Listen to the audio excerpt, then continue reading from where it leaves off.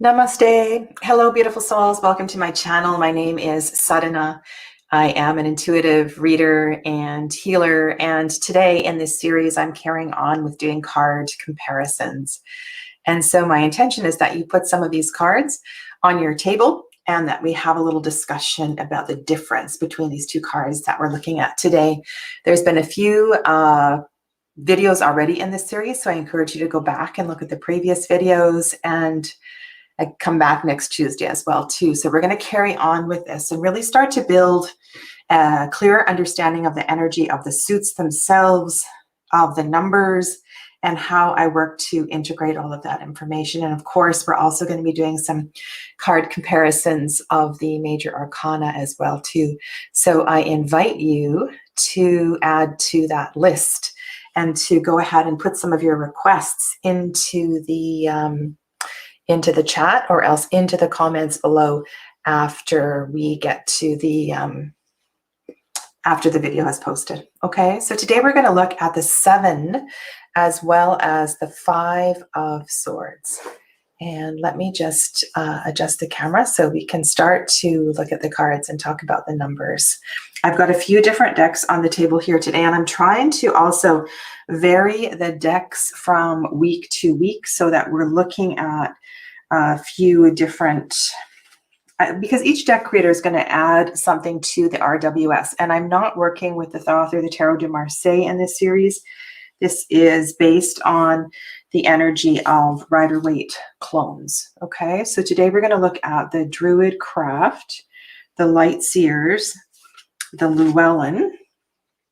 I brought out my untrimmed copy of the Llewellyn as well.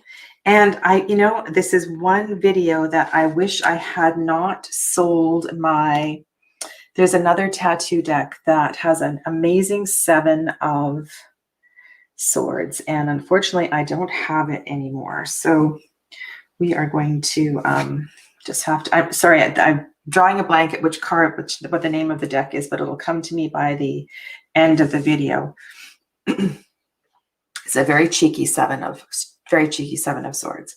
So these are a few of the 5s that I picked out today. So this one is the Bonefire.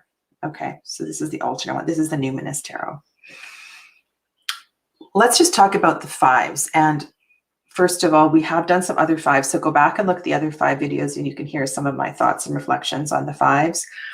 The 5s, when we get to this in the minor arcana, are reaching a point where we are, hello Essence, welcome, where we're shifting from the lower numbers to the higher numbers. And even though we're working with Rider-Waite-Smith, not Tarot de Marseille, there is this there's this energy of the numbers building, right? There's like a crescendo, if you will, as we move from the aces to the 10s.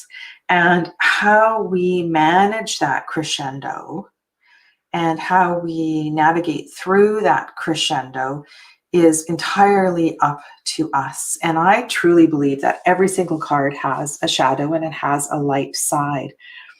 And one of the reasons the word crescendo fits so beautifully with this particular suit is that we are very much in the head space. And I'm sure you are all fully aware of the effects of the crescendo in the head space and how it can really debilitate us.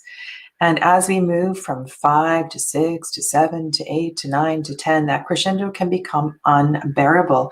And I love what Chris Ann has done with the hand on the head. I'm also thinking of, I think it's the Prince of Swords, the Prince of Air in the Tarot of the She. That whole idea of the pressure on the head, and whether that is actually a medical condition, whether that is an effect of an external experience, it's very, very real what's going on in the head, physically, emotionally, mentally, when we're working through the suit of swords. So we need to really kind of lean into that, right? It's not an easy suit to navigate.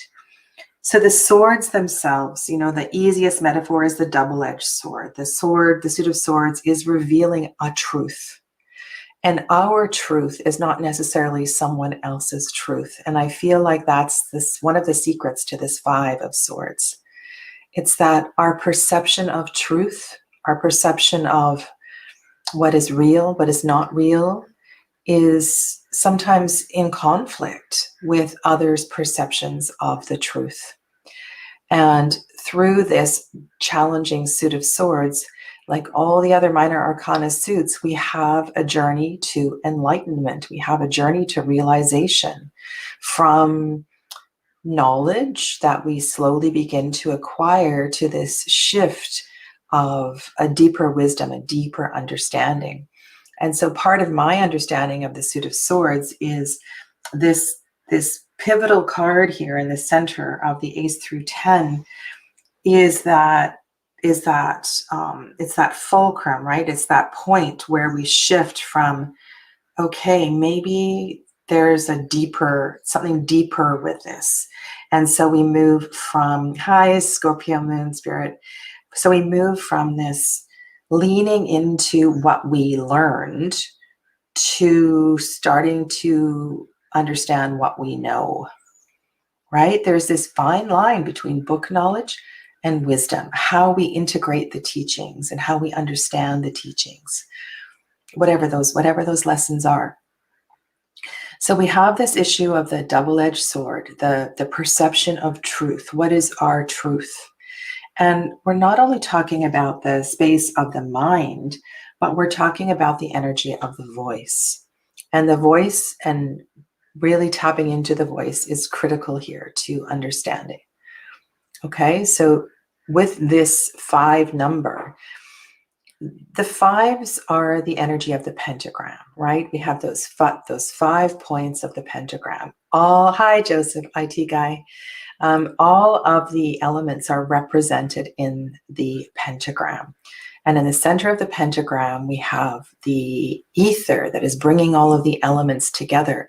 There's this coming together of energy. And I feel like we dummy down these 5s. We just want to give them a quick, oh yeah, it's a challenging card, whatever. Okay, let's go on and see what's surrounding and what's affecting this 5. But no, these 5s are really, really critical. And we really need to understand the role of this challenge in our journey, the role of this challenge in our, whatever the question or the experience is, because this challenge is presenting itself to encourage you to move through and to move forward. So this is not something to feel sad about. This is not something to, to hide under the covers. This is something to face and to understand it's part of your evolution. These 5s are big. They're there for you, right? They're not happening to you. That's just one of the most important things one of my teachers ever said to me. Sadhana, this is for you. All of this, everything that you're moving through, nothing's happening to you. You don't need to be a victim. It's a choice to be a victim. But if we embrace the journey, then we can really understand the essence of the 5s. So I want to ask you, in this 5 of swords, this 5 of truth, this 5 of, hello, Sarah, this 5 of perception, this 5 of listening, this 5 of voice, this 5 of sound. Okay, so tap into the ears, tap into your clairaudience, tap into any issues you have with voice, chronic coughs, chronic colds, chronic laryngitis. Just really start to tap into this whole system, like everything, the eustachian tubes, everything that connects the ears, the voice. Because if we are experiencing any kind of physical symptoms in this part of the body, chronic headaches perhaps as well too, but that can also be connected to other issues. I'm kind of doing a chakra scan here. But yeah, for sure headaches, because this is a suit of the mind. Okay, so we have these physical realities. Now, one of the reasons I want to bring up the physical is that with the 5s, with all of the fives in the tarot, I don't ever want to forget about that Pythagorean connection to tarot and the Vitruvian man and the connection on the magic of the connection of the five to the physical body, right? The two arms, the two legs, the head, and all of that energy that connects all of the points in the body. So sometimes it's very possible that when the fives come up, there is some, physical manifestation of this pain, right? Okay, so we want to embrace this pain as part of the experience, right? There's always a bigger picture. There's always something working on behind the scenes, and this is a process. Okay, hi, Kristen. And the other thing about the fives is, and this is actually a new word for me, but bridge. So I see the fives as a bridge, right? And we can, a lot of people are afraid of bridges, actually. I don't know if you're afraid of suspension bridges or there's some fear around that, and bridges, there's an unknown, right? We don't know what's on the other side. Okay, so let's kind of look at some of these cards here, and then we'll cross the bridge and we'll go over to the seven. I know Robin Wood, I love Robin Wood. She called this the Nana Nana Boo Boo card. And in her particular illustration, if you don't know, the Robin Wood Tarot, when you have it handy, go look at her card. And, that's one way to look at this card. And there is, I often wonder, of course, in every single card, we want to ask, which side of the coin are we on?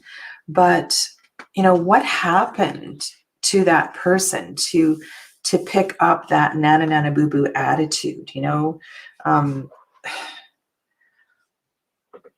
they must be feeling pretty defeated, like they don't have a lot of strength. So when people have that attitude, what is that Nana Nana Boo Boo covering up? And if you are the one who is saying Nana Nana Boo Boo, then why are you acting like that? And perhaps there's some compassion that's needed here for self or for the other. If you feel like, if you're working with more of a traditional deck where you have a figure in the front who has obviously won and there's a defeated person in the back.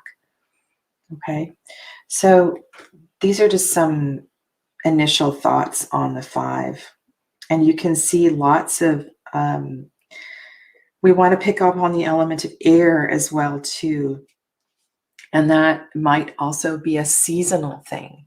Depending on where you live in the world, the influence of the air may be strongest in a particular season. And so that might help you to understand how temporary or out of place this is. For me, if this were in the autumn and this Five of Swords was coming up in the autumn, I know that shift of energy in the fall can be really challenging. But if this came up at a particular time of year where things are, a lot easier environmentally, I would look in a different direction. So there's all kinds of ways to tap into this five. I feel almost as if in this one here in the numinous, there's a bit of a power trip happening. And of course, there's a power trip happening in the traditional card as well, too. But I feel it in a different way here. It's almost as if the person at the front wants these other figures here to feel the pain of the bells. Hi, Mary Beth. Good morning. So there's just so many different things. And the only way we're going to get to what this is really about is by the surrounding cards or by understanding your unique situation. Okay? But don't forget about the fives and the connection, the beauty of the fives. I forget which author. It's one of one of the famous tarot books, right? One of the big ones. She says, we forget that there is a star inside the pentacle. We forget there is a star inside the pentacle. And so the star, the pentagram, the energy of the five is very, very powerful. It's a really beautiful energy.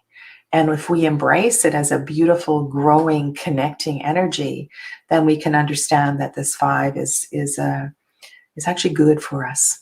It's actually very, very good for our journey and good for our growth and healing. Okay. And what Kristen wrote is just perfect.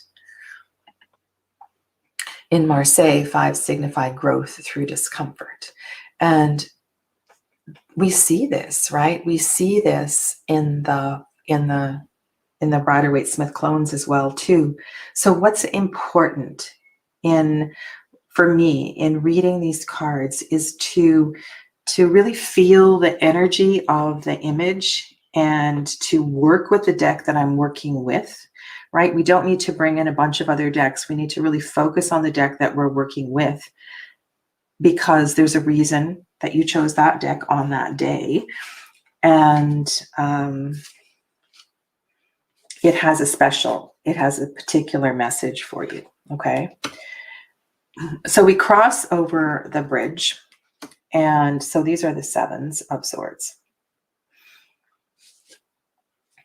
And I often, when I think of the suit of spades in the playing card deck, I think of shovels. I think of hitting somebody over the head with a shovel. I think of the Queen of Spades. I think of the darkness of the black. I think of, yes, this is definitely a no answer to a question, and so forth. And yeah, I feel the intensity. There's an intensity to this suit for sure. The swords are one of the masculine suits. They're connected to the element of air. And the good thing is that this element moves quickly, right? This is not pentacles that move slowly. It moves quickly. So the good sign, the upside of all of these cards is that we're going to move through this pretty fast, right? This too shall pass, and it passes darn quickly with the swords. It's just a little bit harder. That's what I really feel in this one. So 7. I love what is said about the 7s. I might actually read it to you from the Druidcraft guidebook. The Druidcraft guidebook is one of my favorite guidebooks. It's just has such a great summary of the energy of the numbers, and I love the little shifts in the shifts that they have in the cards as well too. So I'm going to share this with you. I'm sure you've all read this guidebook many, many times, but just as a reminder, the 7 is the number of magic and training in the mysteries. The initiate has now worked with the powers and abilities represented by each of the previous numbers and ready to work with the magic of the number 7, aware of the need to feel at one with all life. 1, and able to combine the dual forces of male and female energy within. 2, to achieve a creative result. 3, the initiate is firmly rooted in the world. 4, aligned and empowered with their body and their sensual nature. 5, having achieved a good degree of balance and equilibrium. 6, I think I said those numbers in the wrong order, but there's this process, right? And by the time we get to 7s, we have a lot of tools in our belt. And with the power of 7, we are now able to explore and work with the mysteries whose depths we can glimpse when we realize many, many things. So think of all of the connections with the number 7, right? Things that last 7 days. It's a pretty magical number. And even though the 7s in the tarot are quite challenging, I'm sure that when you grew up, 7 was one of your lucky numbers, right? 7 is associated with magic and mystery. So here we are back. We're back in this exploration of truth and voice and wisdom and what we are learning. And there is this, the other thing too, and I'm sure I mentioned this before, is with the odd numbers, there definitely is a sense of movement, moving forward. And generally speaking, in all of the 7s, there is some action that is taking place. I think this one is quite unique with the figure sitting at the desk, this one here. But again, we have that reminder of the connection of the power of the 7s, or the power of the 7s and the swords, the power of the swords on the mind, on the actual physical head. Okay, so this one, though it looks quite different from um, a Rider-Waite clone, a more straight up Rider-Waite clone like we have here in the Light Seers or the Llewellyn, reminds us about everything that I was saying in the fives and the connection to the swords. So here we have a bigger number, right? We have more energy. We have a little more experience. We have more power. And so I really want to talk about the whole Machiavellian interpretation of this card, as well as some of the lighter aspects of it. Because I don't think this is necessarily a... can anybody tell me the name of that other tattoo deck? Oh, it's called 8 Coins Tarot. 8 Coins Tarot. That was the one that I was thinking. I absolutely love the seven of Swords in that particular deck. And the reason I love the Seven of Swords in that deck is because there's a sense of ownership. And if you want to compare, I want to make sure that we do Seven of Swords and Seven of Wands together in another video. I'm just going to make sure that that one is on the list because that's a really interesting combo to look at. The subtle differences between Seven of Swords and Seven of Wands. So there is, if we think about this, there may have been, think about the air, think about the mind, the intellect, the ideas, the thought. There may well have been some intellectual property that was stolen, violated, copyright violations. And when I think of this particular card, this can be quite, like it could literally be a copyright violation. But I also feel like that there was a broken trust in this one. Like this is like when you told somebody your deepest, darkest secret, and you assumed they would take it to the grave. But they didn't. They shared the photo on Facebook, or they told their friend about it, who told their friend about it. And there's a lot of pain. And, I don't feel any different with that kind of theft or broken trust than with, an actual, if somebody breaks into your car or something and takes something. Let's go to Mary Beth's comment here. In depth psychology, stealing in dreams can signify growth towards individuation because the ego experiences guilt, even though is it a positive movement towards soul? Okay, so there's a lot of things in Mary Beth's comment that make so much sense here. I was saying that in the minor arcana, as we progress from the aces to the tens, we're moving through our soul journey. And the sevens are getting very, very close to the fulfillment of the suit. And this, this is also can be about survivor's guilt as well, too. The actual word guilt is often associated with other elements as well, too. We might carry the guilt in the mind, but I believe it lives, with the emotions, with the water and so forth. And so if we saw this card with a bunch of cup cards around it, then that would be a brilliant, brilliant interpretation of this card. And if you look at this card here, and I want to talk about water in relation to this suit as well, too. So in this bonfire, this water, to me, really makes the intensity of this card and that connection very, very real. A lot of these cards, there's a lot of blue. And so if you are, if you're feeling blue, or you want to pick up on the energy of water, there's a lot of decks actually out there, not a lot, a few decks. I think they're more historical decks that associate the element of water with the suit of swords. And that has to do with, I believe, a few things. One, the swords were cooled in water, right, as part of the process of the the whole forging process of creating a sword. But there's definitely deep emotional associations with this suit.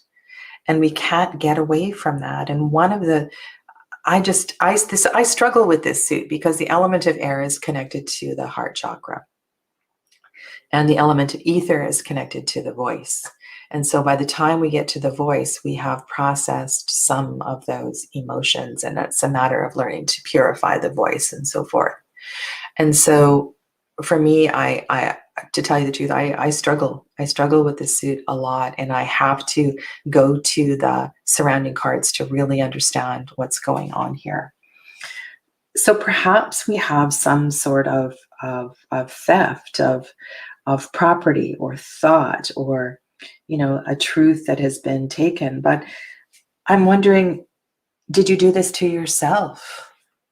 You know, did you make a promise to yourself and not keep it? You know, is this a card of self-sabotage in some circumstances? And in the, you know, when, as this figure is walking away, you know, with their head facing down, and this is slow movement, you know, I don't feel, this one actually looks a little faster, but I don't feel this is a particularly,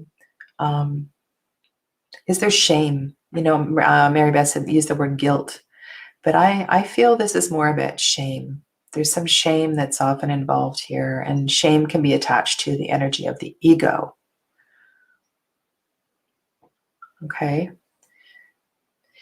The go-to interpretation of this card is that it often comes up when there has been infidelity in a relationship. And so I know that's often an interpretation of this card, but I want you to really expand that whole idea of infidelity to yourself. Because ultimately these cards are a mirror of what's going on for you, and that broken trust, those broken words, those broken promises,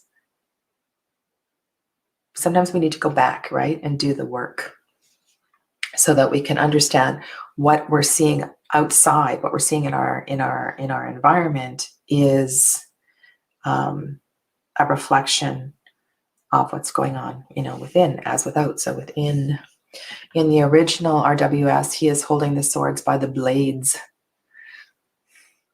Yeah.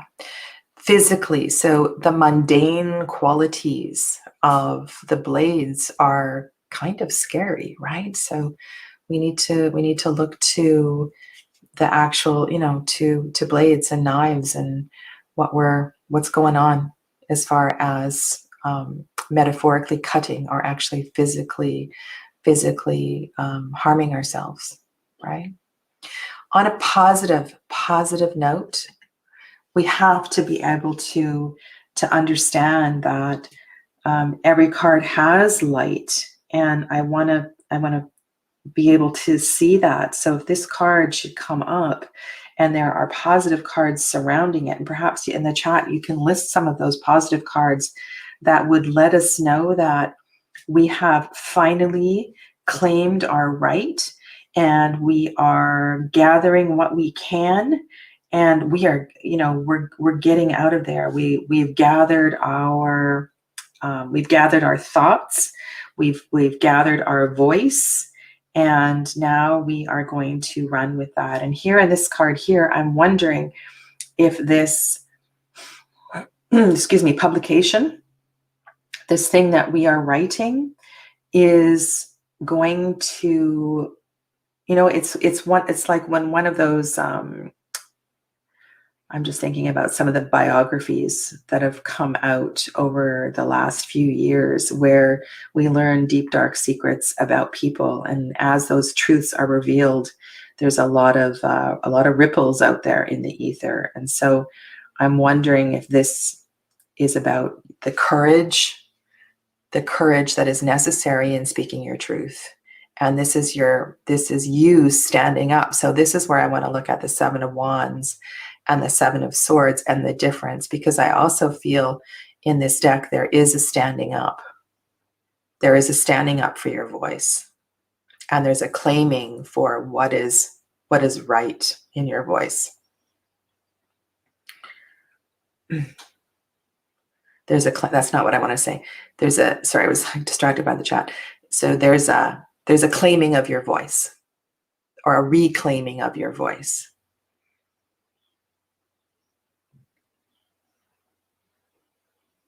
Yeah, and I think we need to be able to see that as well too. Okay, so in this card, I just want to really, by the surrounding cards, understand if you are actually using your intellect or using your voice or your wit or your charm for a higher purpose or not. And only you know if there is some underlying energy that is not serving you here, okay? All right, so let's just look at a couple of these side by side, and then I will set you up for next week, okay? So just in summary, uh-oh, my camera's frozen. Okay, can you see me here? Yes, okay, I'm gonna, oh, there we go. Serious delay in the camera. Okay, let's go here. So let's just hop from the 5 to the 7, and we'll look at these side by side. There's a lot that can be learned from body language. And when I read cards, I'm always looking to body language. And there is a sense of confidence in the 5 that we don't see in the 7. Okay, and I think that will vary from deck to deck. I see the confidence here, but I don't see the confidence here. In the Llewellyn Tarot, I don't see confidence here. I tend to read decks with the illustration because there is some message for me in the illustration, right? And so there's quite a different energy in this Llewellyn compared to the Druidcraft. And if confidence were one of my key words for the 5 of Swords, I feel a little bit different, you know, when I'm looking at this Llewellyn deck. So we might have to adapt how we read depending on the deck that is in front of us. And I hope that you do that. And that's one of the dangers of leaning too heavily into resources and little white books, because part of reading the tarot is throwing away those little white books and really listening to your heart and listening to how you feel, how the cards make you feel. Okay, so in the 5 of Swords, in the Light Seers, I feel regret. You know, I sense regret. It might not be regret. It might just be a headache. It might be a headache from dehydration. You know, seriously, what if this card came up and there was no cup guards around, there was no water anywhere, and it felt dry and parched, and maybe this is just about something physical going on in the head. We don't always have to go super spiritual, you know? Sometimes there's something that is very, very practical. With the journey from the 5 to the 7, in this one, this crow, how does this crow make you feel? You know, we were talking about the 7s are the number of magic. But I hear, there's 2 things I feel. One is I feel anger. I actually sense the energy of the Morrigan here. And I feel that standing up for yourself. But my question here is, this particular body shape feels like sneaking away. And I think that's one of the confusing points of these 2 cards is, well, aren't they both about sneaking away? Is there an aspect of sneaking away? You know what? I always like to write down songs, and the song that's coming to my head right now is Big Yellow Taxi. Big Yellow Taxi. You know, at the end of that song where the screen door slams and the big yellow taxi takes away the love. It's funny. That's how that song just came to my head. I've never thought of that song with this particular transition. And when I'm listening to that song, I'm feeling like it's dry.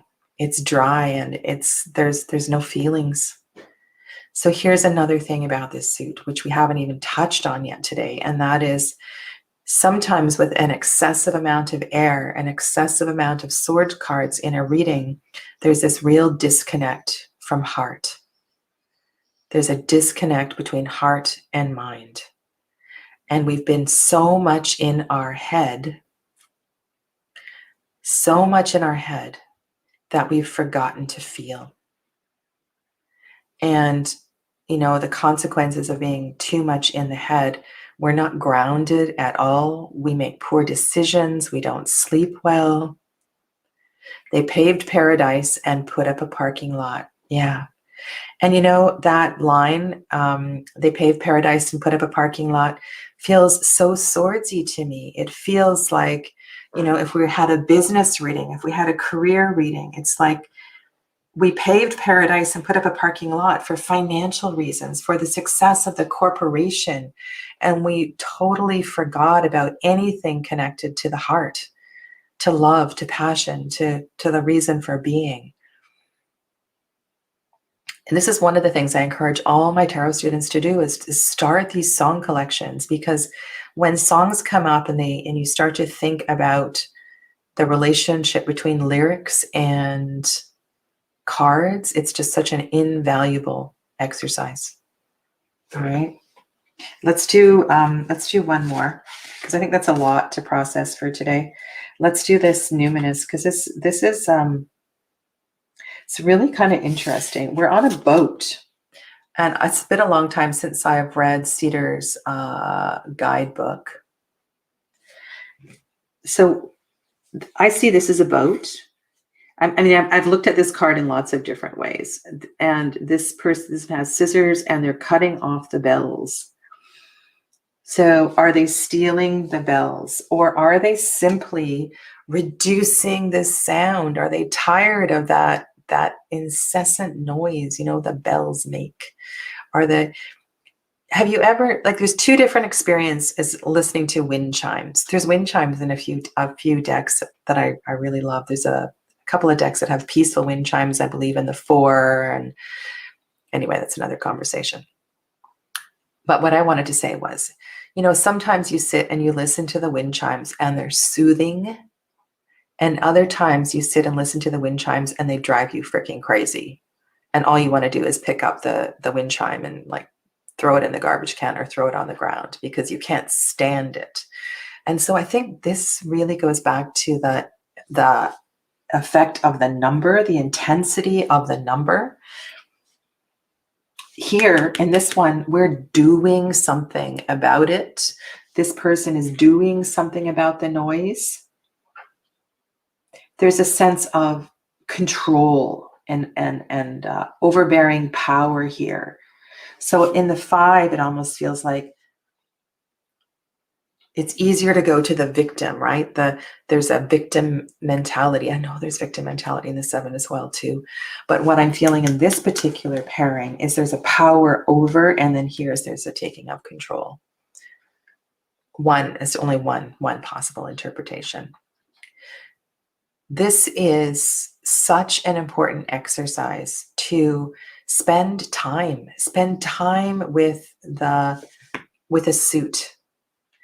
And every deck is going to give you these little nuances, and we can't rush this process. You know, we need to We need to get to know our decks and to look at the little shifts of energy, the shapes, the body language, the facial expressions, the subtle nuances of color, how the other elements are a part of each of the illustrations as well too. How does the card make you feel? How does the increase or decrease of number?